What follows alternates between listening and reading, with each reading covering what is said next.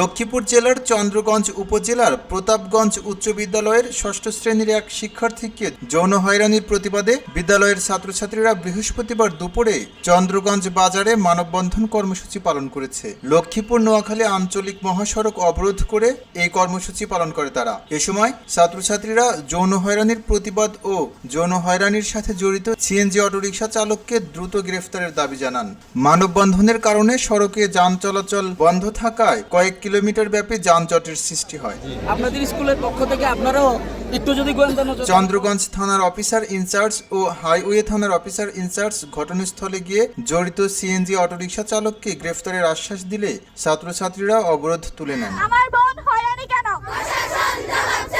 জানা যায়, বুধবার দুপুরে বিদ্যালয়ের ষষ্ঠ শ্রেণীর এক ছাত্রী বিদ্যালয় থেকে বাড়ি ফেরার জন্য অজ্ঞাত পরিচয়ে একটি সিএনজি অটোরিকশায় ওঠে। কিছুদূর যাওয়ার পর ওই সিএনজি চালক তাকে যৌন হয়রানি শুরু করে। এক পর্যায়ে তাকে অন্যদিকে নিয়ে যাওয়ার চেষ্টা করে।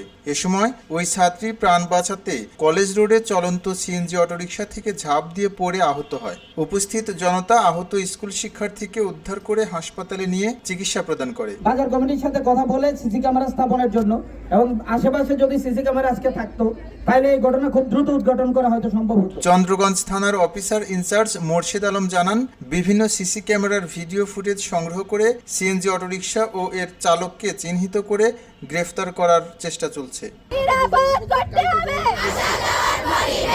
খবরের কাগজ, নিখাত, নির্ভীক, নিরপেক্ষ।